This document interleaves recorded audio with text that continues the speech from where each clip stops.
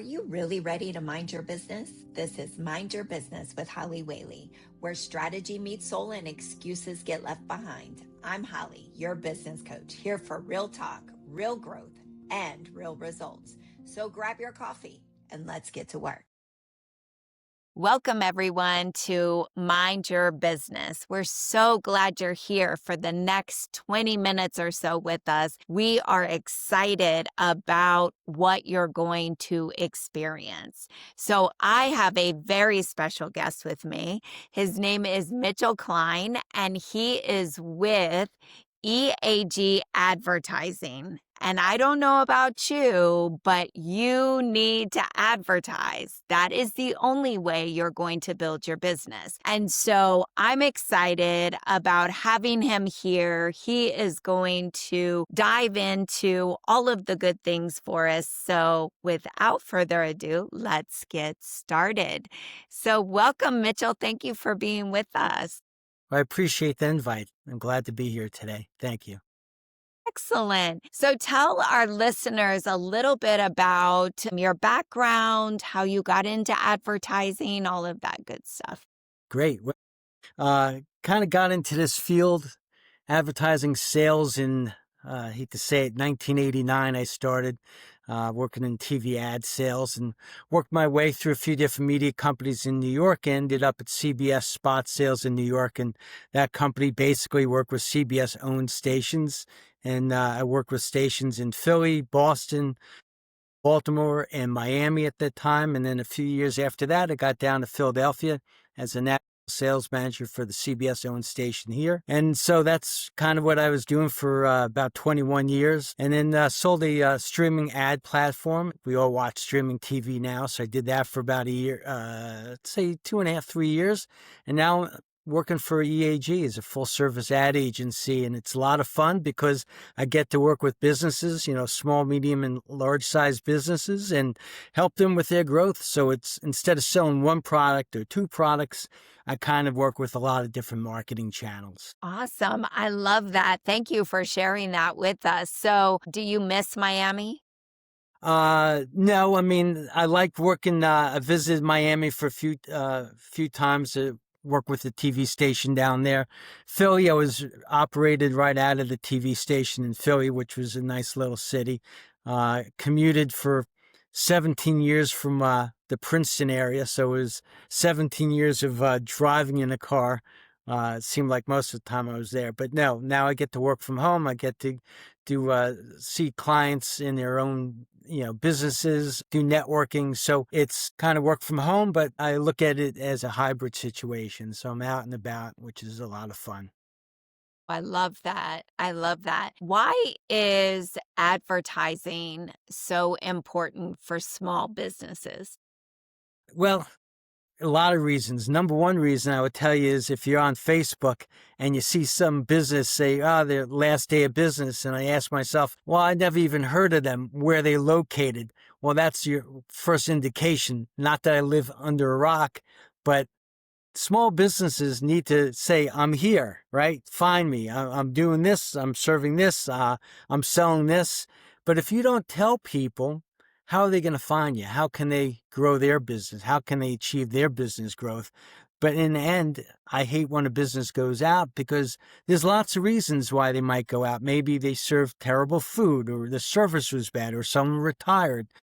Those are reasons why maybe business won't succeed. But if it's not succeeding because no one knows about it, that's just a crime. It's just sad for me. So every business needs to tell someone that they're there, who they're trying to reach, their sales, their products, why they're maybe better than the next company selling the same stuff. But essentially, they just got to thrive and survive. They got to say, hey, I'm here. Come find me. Come shop here. Come eat here. Yes, absolutely. I think it's critical um, that people, if people don't know how to find you, then you're not in business. It's really about letting people know how to find you, where to find you, all of those different aspects. So it's critical to your business. One thing that you and I have talked about, and I don't bring people on to the podcast that I haven't worked with in some way or know. And so Mitchell and we do a lot of networking together. We run in a lot of the same circles, right? With a lot of the same businesses. And one of the things that I found so interesting about what you do specifically is that you build a strategy for your clients that really meets their budget demands. Can you tell us a little bit about that? Yeah, well, excellent segue. My title when I first started with the company was Senior Account Executive, which generally means I don't know, right? Effective today, yesterday, 3 days ago, when I got my business cards, my title became Director of Strategy. So as you mentioned, strategy, it kind of leans into why I've got that title. And it's a title that's a door opener, but it's a really title that tells someone that I just don't want suggest running on streaming TV. I don't want to just suggest running social media ads. What I want to do is learn about your business, learn what you've been doing in the past. How's your digital footprint? How do you show up if someone Googles you or goes to Bing? How do you show up on social media? So that's really a beginning. How's your website? Most people are on phones, not websites on desktop. So how are you showing up on mobile? And then from there, it's like, what have you done in the past? What are you currently doing for marketing? What's worked? What didn't work? And really, ultimately, what's your goal? Do you want more people to come into your restaurant or buy your item or be the first name if there's a plumbing issue or air conditioning issue? What are your goals? And from there, yeah, let's build a strategy. And it's always a data first, audience first strategy. So who are you trying to reach, right? I don't want to just send my commercial to anybody, but I want to send my commercial to someone, or my message to someone that is actively shopping for a new car, or is actively shopping for new windows or roofing, or actively shopping for heating or air conditioning because it's cold out and the heat doesn't work. So reaching those people also in the right geography. So it's all that strategy kind of comes into play. And then more importantly than that is pivoting, optimizing. It's like, what's the results look like? Not at the end of the month, but a week, 2 weeks, 3 weeks into the campaign. Are there any tweaks we need to make? Are there geographies that are not converting, meaning no one in that zip code is going to the website or clicking on an ad? Well, that's part of the strategy, right? So not only do you kind of set that collaboratively speaking, right? It's EAG and the client, but not only do you set that strategy, now let's follow the data. Let's see what the data is telling us and then kind of use that to help grow. Love that. So, one of the things that I find so interesting about your organization is that there's so many different ways to market. And a lot of people right now, because of the big push with just doing so much online, right? We're hearing a lot about SEO and we're hearing a lot about the different components of making sure that your websites are up to date, having what that looks like, what that shouldn't look like, your SEO strategy. And a lot of people are really leaning into social media marketing as well, but they're not, in my experience, they're not getting the results that they've expected to see from doing these posts all the time or making sure that they have SEO. And so how do you do social media marketing and SEO? And how do you determine when it's time to try something else? Well, yes, we do SEO, we do social media management. I think in the end, it's sort of looking at everything that you're doing and what are the results. So, example, social media, someone I met, let's say a month ago, said, I post and I post, but it's always the same 3, 4, 5 people that like my post. That's great. She's got X amount of followers. You could have 10,000 followers, but maybe only 5, 10, 20 people are engaging. What does that tell you? Well, are you running social media ads? No. Okay, so that's another avenue. A lot of people don't think about that because the social media ad lets you still target the geography, still lets you target the right audience, but you're now reaching people that aren't already following you, right? Facebook is who likes you, who follows you, who engages. But can I grow my audience by just having my friends like it and then share it? No. So let's try social media ads. Not expensive. And then let's see how that goes. And then you can also A/B test creative, right? So I'm working with a Mexican restaurant that will test brunch social media ads, and we'll see what engagement. They will test happy hour ads. We'll see what kind of engagement it is. And then when you're diving into those meta analytics, you can say, here's how many people clicked, here's how many followers. So it's just another way to kind of dig a little deeper and see if that's working. SEO is great. Everyone needs to be doing SEO. But nowadays there's something called Chat GPT. So it's not like HVAC by me. Now it's like HVAC company that is in the Marlton area that can come out in 24 hours or less. So now chat is kind of getting involved. So you can't just go with SEO. Now you have to kind of grow that a little bit. So everything's changing. And I think when people are doing, the DIYers might just think, hey, I'm posting, great. But maybe there's more they can do. Posting, are they posting to the right audience? If people generally engage at 5 p.m., say after work, why are you posting at 9 a.m.? So those little nuances can help someone take their posting and make it work a lot more effective. Same thing with SEO. That's always kind of changing too.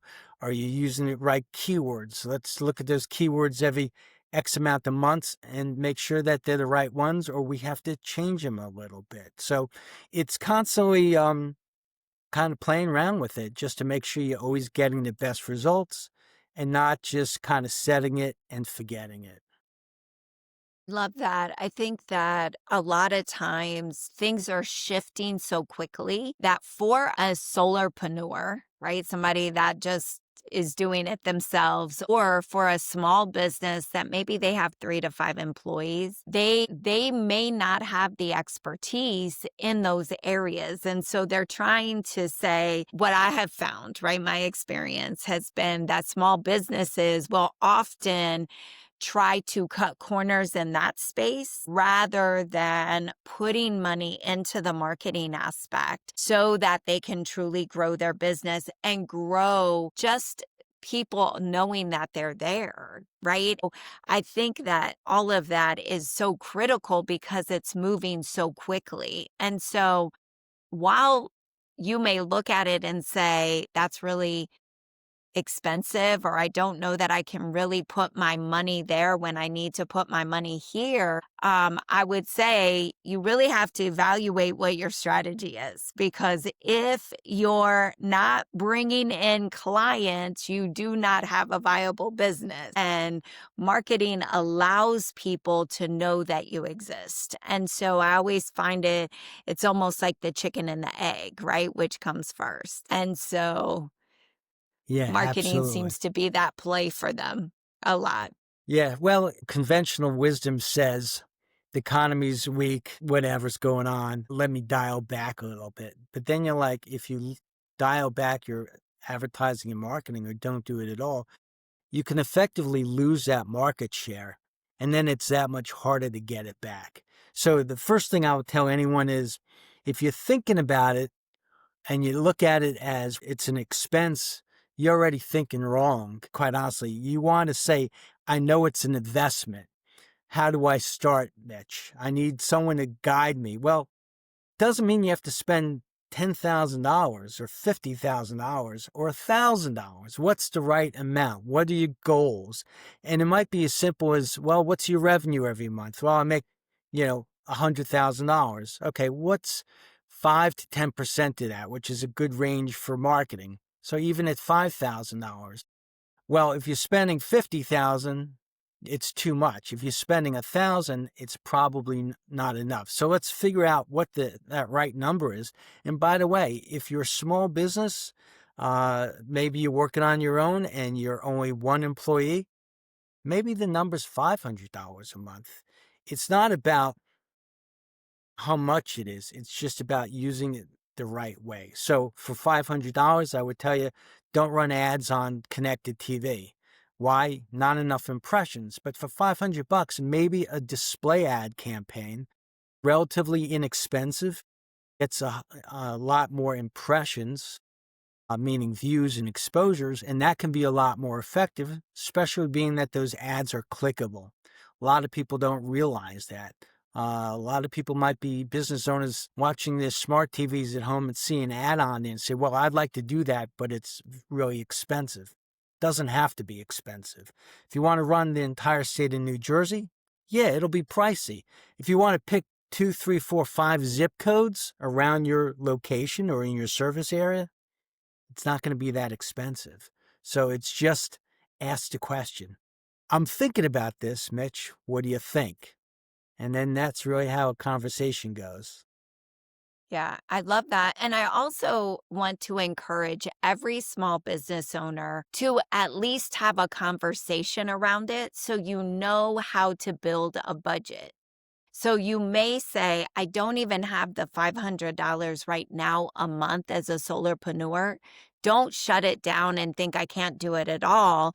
But it gives you something that says, okay, I know it's going to cost approximately this. So how do I build my business budget to include, and what would it look like, right? So how many clients do I need to get that $500 a month? And then set your goal to pay for your advertising, because the return on the investment is going to be far greater than just an equal return.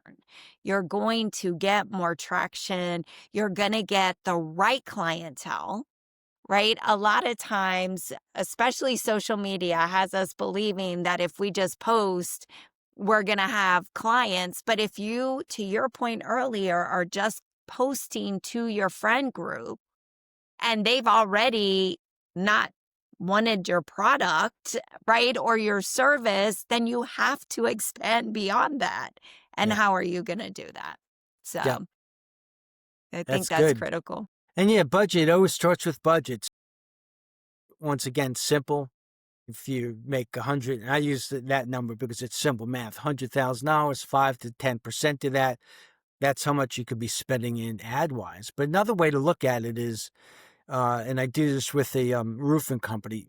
If their closing rate, if they get X amount of people to the website, and out of that X percent or X amount of people, the X percent that will actually call, fill out a form, make an appointment, say that's 30%.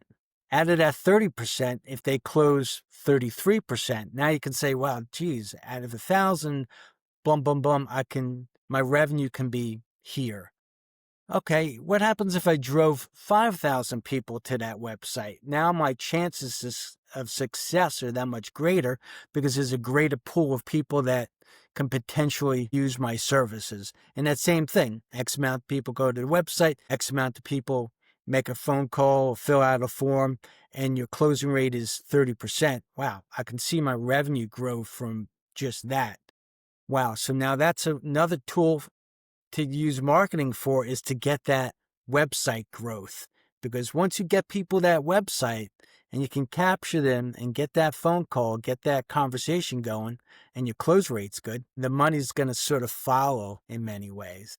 Right. And you brought up a couple of things that I quickly want to dive into a little bit. I know we're right about the 20-minute mark, believe it or not. But one thing you mentioned was you mentioned geography, right? And I know that in your line of business, you use geocodes. So, how do geocodes work, and how can somebody make sure that they're really utilizing the right geocodes for who they're trying to reach? Yeah, I mean, it's kind of simple in many ways. If you're working with a ad platform that allows you to geo-target, meaning you can look at 1 zip or 10 zips or 5 zips here and 3 zips there, however you want to do it, part of the metrics, part of the analytics is seeing where that data is coming from. So who's clicking on the ad, who's looking at the ad and going to the website, and then looking at that and then being able to pivot on those geographies.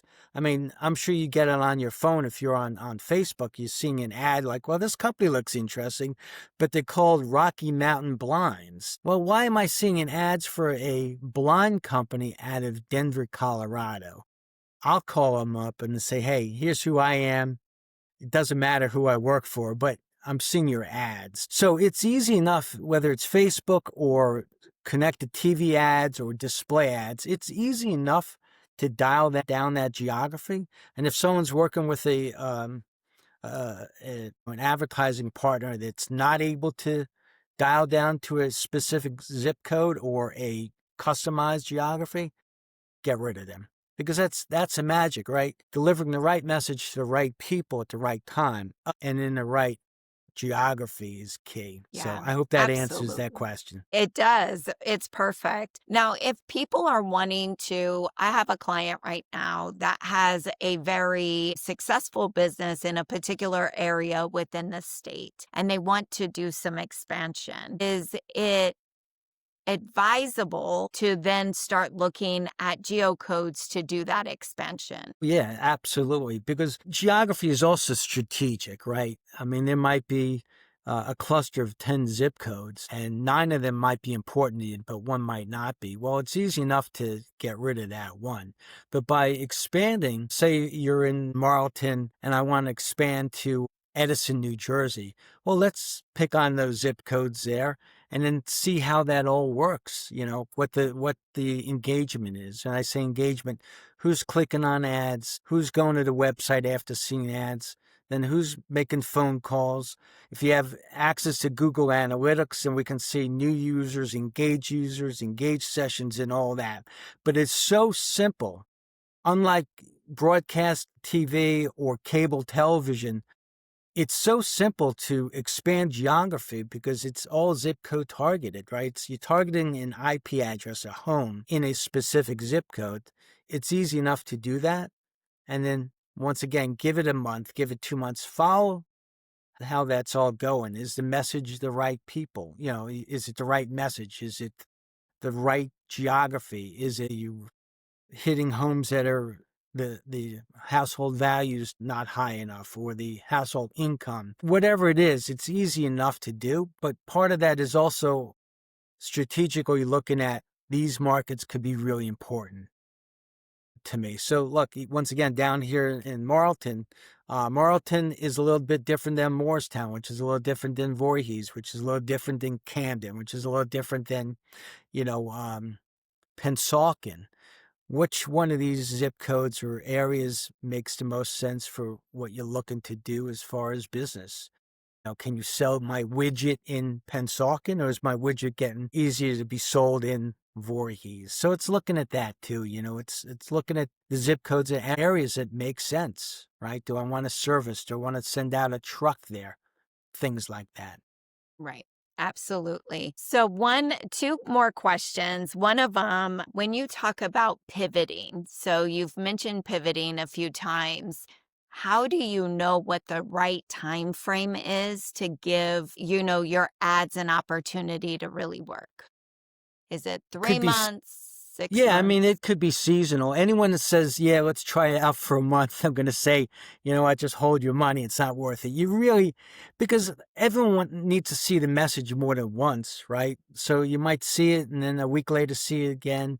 And then if you never see it again, you're not going to really remember, or it's not going to resonate for you. Pivoting can come from a few different things. So one, I'm serving ads to 20 zip codes, but I notice 15 of them are really good. I notice 5 aren't. So part of pivoting is let's kill those 5s and not waste my budget putting ads in areas that don't work. Additionally, creative is very important. So the HVAC company is going to be blasting out heat ads, right?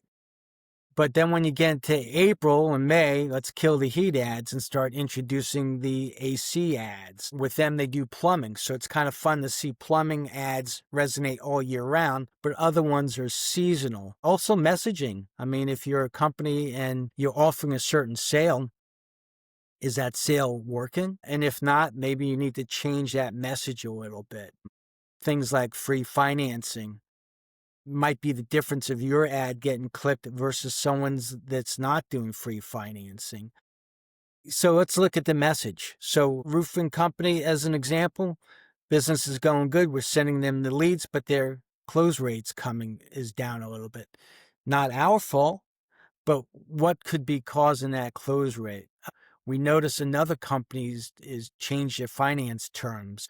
They're a little more aggressive. Okay, my sales team has told me that they're losing out on deals because the financing is off. So let's tweak that a little bit. So as a marketing company, advertising company, we're going to advise on a lot of things, advertising and marketing wise, but we're also going to advise on other things like, hey, what's your salespeople telling you? Why is the close rate coming down a little bit? So we'll work with them on that too. And then make sure that their website messaging matches their advertising messaging, which also matches their salespeople going out, their messages. Everything's got to work together. So part of that pivoting, creative, geography, demo, internal pivots, etc. Love that. I think one of the areas, particularly for small businesses, where they struggle is having a consistent message. So, a lot of times the sales team, if they're fortunate enough to have a sales team, right? It may just be one individual, but if this individual is going out and their sales pitch is a little different than what you're noting on social media or what your emails are saying or what your advertising looks like, then you look like you're not cohesive and that there's a disconnect, and people pay attention to that. And so it's really, really, really important that everyone is at the table for the meeting, particularly with marketing, right? That the individuals that are going to do graphics, the individuals that are putting the sales stuff together, and the owner, everybody's at the table with you to really build that cohesive messaging that will be shared across the brand, because people really are paying closer attention to that. Yeah, I find that absolutely. very interesting. Absolutely brilliant. So the roofing company, window company we're working with, when we have a meeting, while we're handling certain aspects of the marketing, in that meeting, the owner, the marketing guy, social media, we're not doing social media, but we bring her in. We're not doing that pay-per-click in SEO, but we bring that guy in. So we're all in it together. So you're 100% dead center on that one. Everyone's in that room together. It's so key. And the last question, because I know we're like now at about 30 minutes, but the last question is, how do small businesses take advantage of ChatGPT for their business? Because I know there are things, like you can ask it and it'll pull up businesses. Is that something you help program or?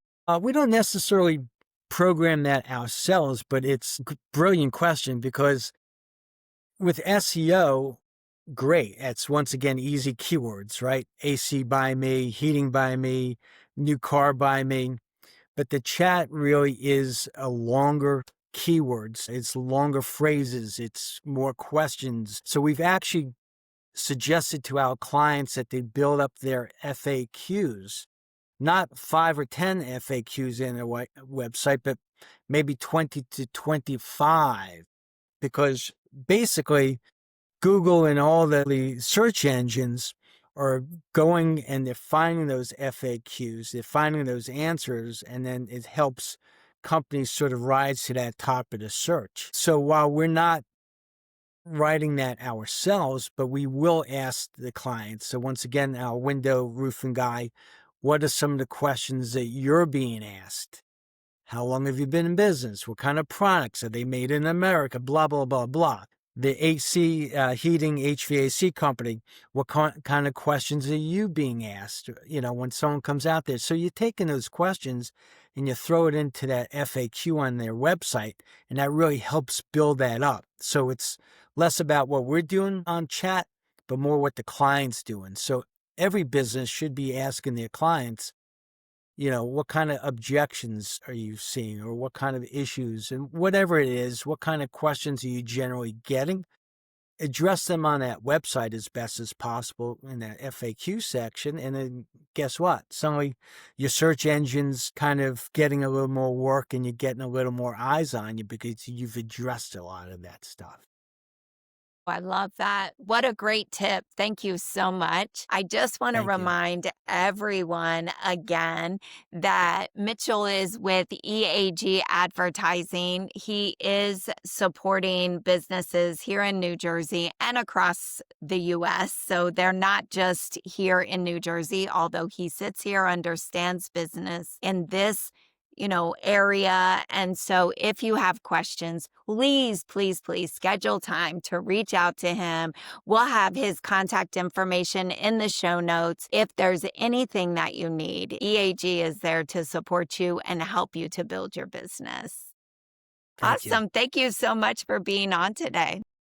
I appreciate the opportunity. Excellent chat.